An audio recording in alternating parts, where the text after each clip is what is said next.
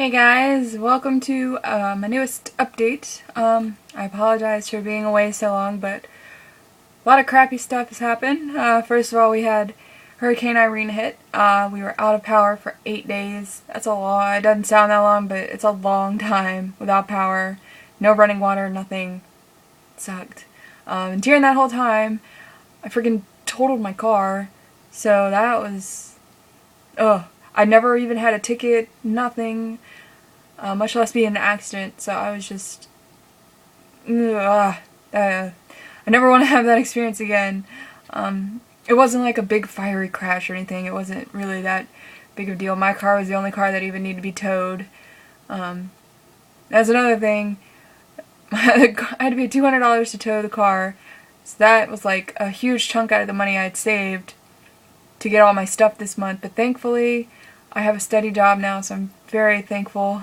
So I'm in the process of looking for a new car, because sadly the insurance company doesn't think my car is worth fixing, paying that much to fix it. It's worth more, it would cost more to fix than the car is worth, basically. So I'm looking for a new car. So that's stressful because it's impossible. My car was, I've had that car for 5 years, since I was 16, and never left me on the side of the road, never failed to start, nothing, no problems, and I was just so upset that I don't have it anymore, but what are you gonna do, right? Stuff happens, and nothing you can do about it, but I just wanted to explain my absence, but I've got a big update here, so that's good, and I just wanted to thank you guys for not unsubscribing and all that, and I'm thankful to all my new subscribers who, subscribed and left comments. It's all greatly appreciated, and I thank you very much. But you're here for the DVD update. This first part's just going to be DVDs, and the second part will be Blu-rays. So I've got a couple movies here and 2 TV seasons to go. This first one here is a film called The Clinic. And I got this 2 reasons. Those 2 reasons being Andy Whitfield and Tabard Bethel. Sadly, Andy Whitfield passed away on September 11th. And it was just a really big shock because everything I'd read, like all the, stuff from like people who, like cast members from Spartacus and crew members that have kept in touch, all said that he was improving. And then all of a sudden he just passed away, so it was really, really sad, especially because he was, such a good actor, really great in Spartacus, and he's doing a couple movies, like, of course, this one. It's just really sad to see someone, finally get their big break, and then that happened, but, yeah, it's just really sad. And then Tabard Bethel, who's in it, she played Kara on Legend of the Seeker, and when she came in for this, she came in the second season, she just completely stole the show. She was just phenomenal, so of course I wanted to see, the other stuff she's been in. And when I heard these 2 were going to be in a movie together, it was, I thought, really cool. It's an Australian film, by the way, and it's been out, I think it was released in 2009, but it took a while for it to come out on DVD here. It was released back in the middle of August.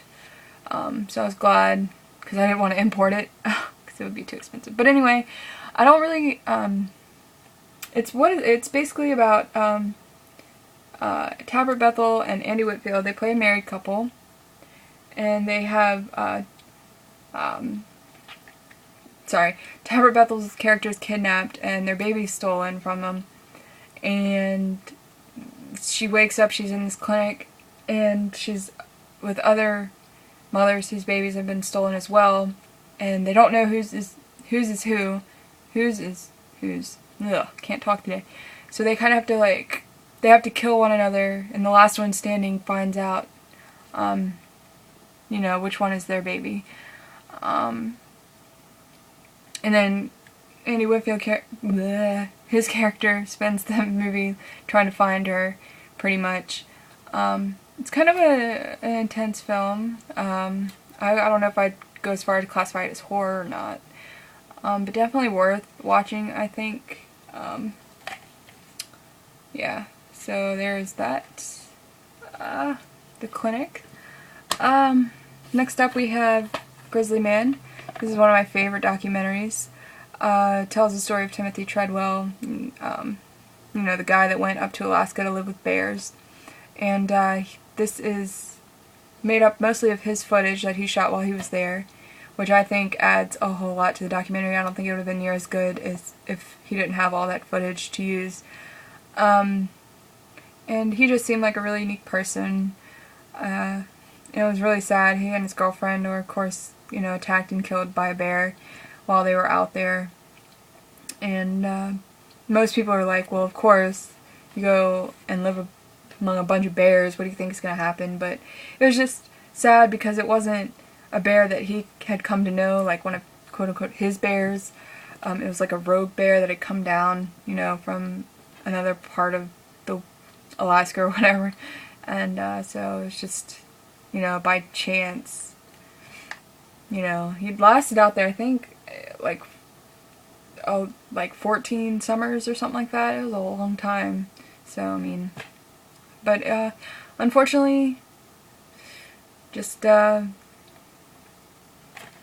mean, yeah, it's just unfortunate. But the music in this is another, is really great. So that's another thing that adds to it. So I really, really recommend this documentary. Definitely one to check out. Sorry guys, so I'm like mincing my words a little bit. I've tried to record this thing like 4 times. This next one is one of my childhood favorites. I rented this movie so many times. It is, of course, Rodgers and Hammerstein's Cinderella. This movie just makes me really happy when I watch it. The music is just wonderful. You know, the sets are really colorful and it's very theatrical. The cast is, you know, phenomenal. Stars Brandy, Whitney Houston, Whoopi Goldberg, Jason Alexander, Victor Garber, and Bernadette Peters. And they're all very funny. The 2 actresses that play the stepsisters are also very, very funny. They never fail to make me laugh. So definitely highly recommend this film, especially if you like musicals. So there's that. Next up we have From Dusk Till Dawn. Oh, and I'm gonna mention these next 3, including this one, I got from GoHastings.com for only 99 cents. So that was really awesome. They had like free shipping for 1 day, so I had to jump on that. But anyway, yeah, From Dusk Till Dawn. I think everybody's seen this pretty much. If you haven't, it's a really great vampire movie. With of course Quentin Tarantino, Robert Rodriguez. Definitely, like I said, worth the watch. And I've been meaning to get it, and I know it just came out on Blu-ray, but all the Blu-ray reviews I read were very, very subpar, so I figured I'd just stick with the DVD for $1. I'd rather just do that. So, like I said, highly recommend it if you haven't seen it already. Next up, we have A Love Song for Bobby Long. This stars Scarlett Johansson and John Travolta, who both do a really great job in this movie. John Travolta's pretty funny, actually, in this. The plot, it's a little hard to explain without giving too much away, but it's very much a character-based film. It's kind of has a slow pace to it, and slow does not mean it's not a bad thing. I don't mean it to be a bad thing. It's just a slow, kind of goes, it takes place in New Orleans, so, you know, the Big Easy, so everybody's pretty laid back. So that kind of fits with the, you know, the theme of the film. But pretty much the basic plot is Scarlett Johansson's character, her mom dies and leaves her this house. And her mom was like a musician. She was kind of, you know, a free spirit, I guess you could say, and she shared the house with John Travolta's character and another guy, and they are still living there when Scarlett Johansson's character came to, you know, move in. So they all kind of bonded through their love for her mother, and all kind of lived in the house together and kind of formed this little ragtag team of misfits, and you know, just went through life pretty much. That's pretty much the gist of the plot. There's a few more It's a little bit more to it than that, but I don't really want to spoil it, but it's very good. I really do recommend you check it out. Then last movie I got for $1 from Go Hastings was The Perfect Score. I hadn't seen this since it had been in theaters, so I wanted to watch it again. And I still like it. It's just a fun teen movie. Basically, it's about them just trying to break in and steal the scores to the SATs. You know, all these different teenagers. You have, like, the smart guy, or the smart girl, the stoner guy, the jock, the average guys, you know, just kind of the eclectic mix of high school students pretty much banding together to break in and steal the SAT scores. I don't know, I like it. Not fun movie. This next one was one I was really glad I found. I really liked it a lot. It's Timer, and the reason I was so excited to find it is it stars Emma Caulfield, who of course played Anya on Buffy. Anya is my second favorite Buffy character. If you're curious, my first favorite is Faith. But anyway, I loved her as Anya, so I was really excited to, you know, see another movie that she'd been in. Because when I find movies that my favorite TV actors are in, I always like to try and get them, just to kind of support them, I guess, because there's some really great, talented TV actors that never really get the attention that they deserve. So, but anyway, the plot of this film is it's kind of a romantic comedy, but it's a good romantic comedy. And that, I know it's very rare that you hear those two words in the same sentence, but what it's about is there's this new invention, the timer, and what it is, you get it I guess installed in your wrist, and once you get it installed, it'll count down the months, years, days until you meet your soulmate, or whatever. So you know how long it'll be until you finally find the right one. The catch is that the person you're supposed to be with has to have one as well. If they don't, yours won't come up with, you know, a time. It'll just stay blank, and that's the problem Emma Caulfield's character has. Hers is still blank, so she's, you know, trying to go out there and, you know, find that right guy. And while she's out, you know, kind of looking, she comes across this guy that she really likes, but his timer's already counting down. So, you know, she knows that he's not really meant to be with her, but she doesn't care. She just goes with it anyway. That's pretty much the plot, again, without giving too much away, but I really do recommend checking this out. And it's got another Buffy connection as well.